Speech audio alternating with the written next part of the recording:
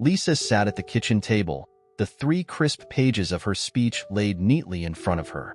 She had read, reread, and analyzed every word, every phrase, ensuring there wasn't a single flaw. It was airtight, she thought.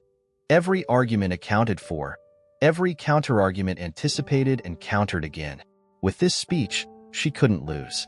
She might not win, sure, but losing? Impossible. That thought brought a fleeting smile to her face. She couldn't afford to lose. The stakes were too high, way too high. She leaned back, contemplating how best to deliver it. Slowly? No, that wouldn't work. If she laid it out step by step, Dave's logical mind would dissect it, find its weaknesses, and dismantle her case piece by piece. After 18 years of marriage, Lisa knew this about her husband. In a battle of logic, he always won. Slow and steady wasn't an option. That left her preferred strategy, shock and awe. Hit him fast, hit him hard, and get his agreement before he had time to process. Yes, shock and awe. It had to work. It wasn't just important, it was critical. Without his agreement, her plans would crumble. Her carefully crafted solution would dissolve. And that, she couldn't allow. Lisa stood up and started pacing around the kitchen, trying to shake the nervous energy coursing through her. She felt the weight of what she was about to do. It wasn't fair to Dave. He didn't deserve this. But in her mind, he had left her no choice. He had forced her into this corner. At least, that's how she justified it. If it was his fault, then surely she wasn't to blame. That's what she kept telling herself. Her mind drifted to the last 6 months, to how everything had changed. The afternoons she once spent at home, greeting the kids after school, had slowly been replaced by something, or rather, someone else. John. John had been drafted from another office 7 months ago as her new boss. At first, their relationship was strictly professional. Polite exchanges, the occasional meeting. But then one evening, he asked her to stay late to finish a project. Afterward, he thanked her by taking her out to dinner.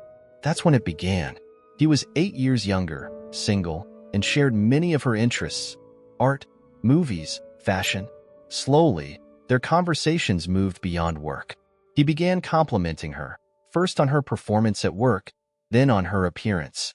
It caught her off guard at first, but she had to admit, it felt good. After 17 years of marriage, being noticed like that made her feel alive. Within weeks, their dynamic shifted entirely. They started spending time together after hours, at coffee shops, restaurants, even movie theaters. It wasn't long before Lisa was skipping family dinners to be with him, telling Dave she was working late or pursuing a promotion. She hated lying, but it felt necessary. Besides, Dave had been nothing but supportive, even picking up the slack at home. He cooked dinners, helped the kids with homework, and took over most of the parenting responsibilities without complaint. Lisa justified it to herself as harmless. After all, it wasn't physical. Not yet. But she couldn't deny how much she craved John's attention, his compliments, his energy. It was like a drug, and she was hooked. 3 months ago, things took a turn. John suggested, casually but deliberately, that they book a hotel room one Saturday afternoon. Lisa had laughed, thinking it was a joke, until she saw the look in his eyes. He wasn't joking. The suggestion shook her to her core. She made an excuse and left, furious at him for crossing a line. But the damage was done. The following week at work, John became distant, cold, even. There were no compliments, no lingering conversations. Lisa hated it. She found herself missing him more than she cared to admit. And that's when it hit her. She needed him, not just as a friend or a boss, but for how he made her feel, desired, seen, important, something she hadn't felt in years. Meanwhile, Dave remained steady and patient, even as Lisa grew more distracted. He noticed her pulling away, but instead of confronting her, he tried harder, helping the kids, planning family outings, even surprising her with little gestures. But Lisa barely noticed. Her mind was elsewhere. Then came the weekend that changed everything. Dave had planned a camping trip with the kids, a trip that had apparently been discussed for weeks. But when Lisa realized she wasn't invited, she was livid. She accused Dave of being inconsiderate, even though she couldn't remember a single conversation about it. In truth, She had been too preoccupied with John to notice much of anything at home. While her family was away, Lisa spent the weekend with John. They went to a show, had dinner, and talked late into the night. John apologized for his earlier behavior and admitted he couldn't help himself. Being around her made him feel alive too. Lisa forgave him, and their friendship resumed, though the tension between them only grew. That Monday, when her family returned, Dave gently suggested that Lisa's ambition might be causing a rift in their family. Lisa snapped, accusing him of not supporting her career. Dave, hurt but determined, let it go for now. By the time Lisa realized how far things had gone, she felt trapped. She couldn't let go of John, but she couldn't lose Dave either. She needed both of them, Dave for his stability, John for the validation he gave her. And so, she came up with a plan. A risky, convoluted plan that, in her mind, couldn't fail. Her solution? Convince Dave to agree to a threesome with John.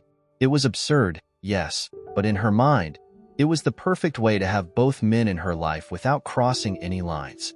If Dave agreed, she could frame it as something they did together, a harmless experiment to spice things up. And if John happened to be the third participant, well, that would just be a coincidence. Lisa spent days rehearsing her speech, fine-tuning every word. She was ready, or so she thought. Lisa had started to work on a way to convince Dave. She needed to get some solo time with John later, time she could justify as not being cheating if she had Dave's blessing. That was her logic. She did warn John that it would take time to convince her husband, asking him to be patient. John didn't respond immediately. He sat there considering how much effort he'd already put into pursuing Lisa. He was confident that once she crossed that invisible line, there'd be no going back. She'd be his, whenever he wanted, if that was what he chose. Still, he warned her he wouldn't wait forever. But when she gave him her grateful smile, John readily agreed, kissing her properly for the first time. Lisa didn't stop him, not at first. When his hand slid up to her breast, however, she pushed it away, frustrated by her own excitement, and reminded him she'd promised herself to stay faithful. Later, they went to dinner. Lisa wasn't particularly nervous about broaching the subject with Dave. After all, they'd always been honest about their fantasies. Over the years, they'd even role-played a few. But that night, she was too tired to start the conversation. Instead, she waited for Dave to fall asleep before sneaking some private time to herself. The next night didn't feel right either, so she waited again. As she was pleasuring herself quietly in the dark, her thoughts drifted to John. Her fantasies were so vivid, so consuming, that she let out a small moan. That's when Dave shifted beside her. "This seems a bit unfair, doesn't it?" His voice startled her. "What's unfair?" she asked quickly, her heart pounding. "You lying there, enjoying yourself, while you've been knocking me back for months." Lisa froze. "It hasn't been months," she stammered. "Hasn't it?" Dave sighed. "Since you started going for that promotion, you've been too tired, too busy, or just told me to buzz off whenever I've tried anything." His words stung. Was it true? Had it really been that long? Lisa felt both guilty and defensive, but recognized this as an opportunity to open the door to the conversation she'd been rehearsing. She just needed the right moment. But when she glanced over, Dave had already turned away, sighing heavily. Lisa realized she couldn't dive straight into the topic of a threesome after what felt like a 4-month dry spell. It would hurt Dave's ego too much, maybe even make him feel like he wasn't enough for her. She decided the safer route was to re-establish their intimacy first. That weekend, Lisa made an effort.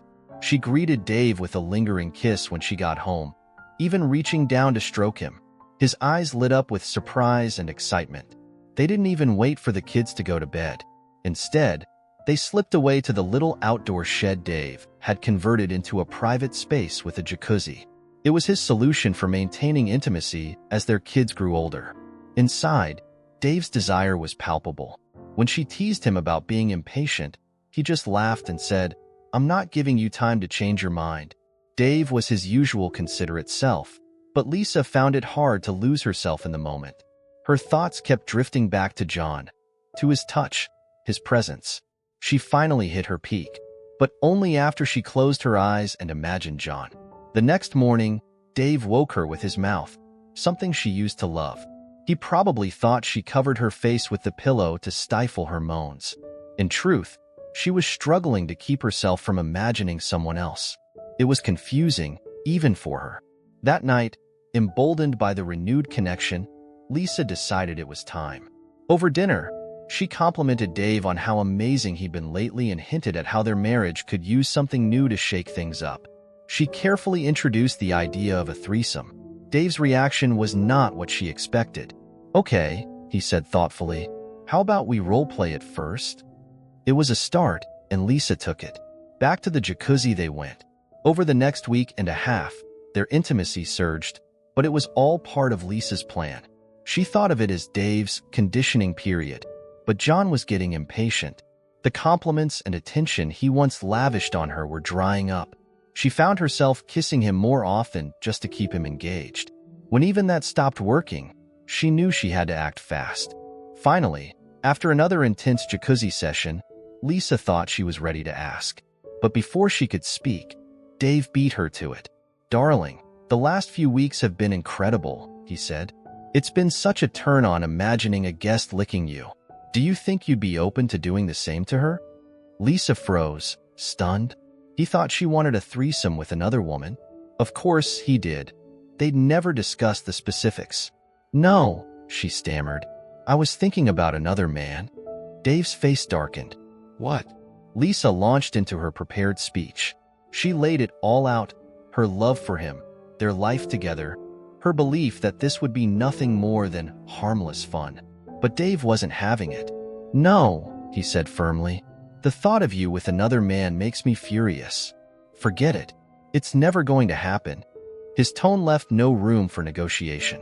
Lisa's plan had failed, and now she had no idea how to explain this to John. Lisa rehearsed her plan over and over in her mind, determined to present it as harmless, unemotional fun. "It's just sex," she told herself. "Something to spice things up." She knew she might have to lie a little, especially if Dave started asking tough questions. Still, she thought she had a 70/30th chance of him agreeing, though John silently pegged the odds much lower. For John, it wasn't about percentages. It was about the thrill of the chase. He'd played this game before, seducing married women, knowing the risks were manageable if he kept things to a one-time fling. The key, in his mind, was maximizing his chances and avoiding the risk of getting caught. "If I were your husband," John said with a smirk, "I'd demand an open marriage at this point." "Well, he can forget that," Lisa shot back, bristling. "I don't share. If he pushes for that, I'll back down immediately. Him being with another woman would end our marriage." John leaned in, his tone low and conspiratorial. "You know you have the ultimate weapon if he resists, right?" "What weapon?" "Threaten divorce. Tell him he'll lose the house, most of his paycheck, and access to the kids. That'll scare him straight." Lisa recoiled. "No, I couldn't do that. I wouldn't even say it as a bluff. That's too cruel." John shrugged. Why not inflict a little pain? If he'd just agreed to the threesome in the first place, none of this would be happening. John reached for her hands and looked deeply into her eyes. "Come on, Lisa. You deserve this. 17 years as a wife and a mother, putting everyone else first. You've earned the right to do something for yourself." Lisa's heart skipped, and her body betrayed her with a warm, tingling sensation. "I suppose so," she murmured. "That's my girl," John said, smiling. "But remember, if I even suspect Dave isn't on board, I'll step back. Completely." "Fair enough," Lisa replied. "Do you see any flaws in my plan?" John chuckled. "No, Lisa. It's foolproof." Inwardly, though, he shook his head at how delusional she was. Still, he wasn't going to point it out. After dinner, John walked Lisa to her car. This time, when he kissed her, she didn't pull away. His hands roamed, squeezing her breast, and she leaned into him, feeling his arousal through his trousers. For a moment, she felt lightheaded, almost drunk on the attention, but she pushed him away before things went further. "I'll book us a room for Friday night," John whispered, "unless we can go to your place." "No way," Lisa said quickly. "The walls are too thin, and you'd have me screaming too loud." John laughed, satisfied for now. Lisa drove home, her mind racing. She felt more distracted than ever. By the time she realized the house was quiet, everyone had already gone to bed. She stayed up late practicing her speech, standing in front of a mirror and rehearsing her lies. She told herself she could pull it off, cool, calm, collected. She had to. Thursday night finally arrived, and Lisa sat at the kitchen table, sipping wine to steady her nerves. She rarely drank more than a glass, but tonight, the bottle was 3/4 empty. She repeated her mantra silently. Shock and awe. Be firm. Can't lose. I deserve this. At 5:30 p.m., Dave walked in, later than usual. He saw her sitting there, the wine bottle on the table, and immediately knew something was up. What are we celebrating? He asked. Did you get that promotion? No, Lisa said, forcing herself to sound steady. We're not celebrating. Not yet. Please sit down. We need to talk. Dave raised an eyebrow but complied, his curiosity tinged with concern. Lisa could feel her nerves threatening to betray her, but she pushed through, repeating her mantra in her head. Shock and awe. Be firm. Can't lose. But before she could begin, Dave beat her to it. Let me guess, he said, his tone calm but edged with something sharper. This is about how distracted you've been for the past 6 months. About how you've all but ignored this family. About how we haven't had sex in 5 months, except for those 2 random weeks when you suddenly flipped a switch. Am I warm? Lisa's stomach dropped. Dave wasn't done. Let me guess again. You're going to tell me you love me, that you're looking forward to the kids' graduations, their weddings, grandkids' christenings, and our retirement together. And then, despite all that, you're going to drop a bombshell. Something about how, because I wouldn't agree to some sneaky threesome, you've decided to fix things by sleeping with someone else. Maybe tonight. Maybe tomorrow. Lisa's head spun. He had just recited the first page and a half of her carefully prepared speech. Her carefully planned shock and awe had crumbled before it even began. Dave paused, his eyes boring into hers. Am I right? Lisa panicked. She stammered, falling back on the lines she'd memorized. I deserve this, Dave. It's just sex. A bit of fun. Nothing emotional. It doesn't have to mean anything. Dave's expression darkened. You deserve this? He repeated, his voice low and measured. And I don't deserve a wife who respects me? A wife who doesn't lie to my face. Lisa pressed on, desperate now. If you love me, you'll let me do this. It's just something to spice things up. For us. For us. Dave scoffed. Let me make one thing clear. You've already lost me. You just don't know it yet. Lisa's words hung in the air like a storm cloud. I could make it so you never see the kids. The courts would take all your salary for house payments, alimony, and child support. She'd intended it to be a threat, a tool of last resort to push Dave into submission. Instead, it backfired in a way she hadn't prepared for. Dave's expression shifted, and it wasn't the hurt or resigned acceptance Lisa had braced herself for. No, it was something much darker, something thunderous and final. What's his name, Lisa? Dave's voice was ice cold. Whose name? Lisa stammered, completely thrown off. The man who preyed on your paranoia. The one who saw a middle-aged woman terrified of fading looks and capitalized on it. The one who played you like a fiddle. John, Lisa whispered, the name barely escaping her lips. But he's not like that. Not at all. How long have you been sleeping with him? Dave demanded. I wouldn't. We haven't done anything, Dave. I'd never cheat on you. Lisa's protests grew more frantic, but Dave's face remained unmoved. Don't lie to me. For 6 months, you've been coming home late, skipping family weekends, and emotionally shutting me out. Was it his idea to stop being intimate with me as soon as he showed up? Was it his idea to propose that disgusting threesome plan, just so he could humiliate me in person? No, you've got it all wrong. Lisa cried. We were just talking. Dinner, that's all. A few kisses, maybe, but nothing more. Nothing physical. You have to believe me. Dave rested his face in his hands, and for the first time, Lisa saw something in her husband that shattered her. Tears. He didn't let them fall, but she could see them welling up. She had never seen him cry before. The silence between them was deafening. When Dave finally looked up, his face was calm but distant. "Well done, Lisa," he said, his voice flat. "Your betrayal has killed our marriage. It's killed me. And I can't believe you even thought of threatening me with losing my kids."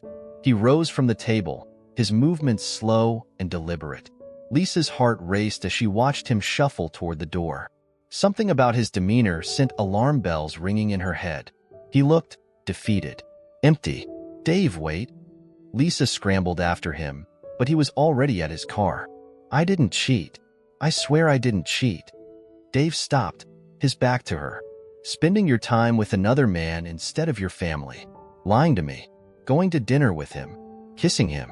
If that's not cheating, Lisa, then I don't know what is." He got into the car and drove off, leaving Lisa kneeling in the driveway, stunned and unable to move.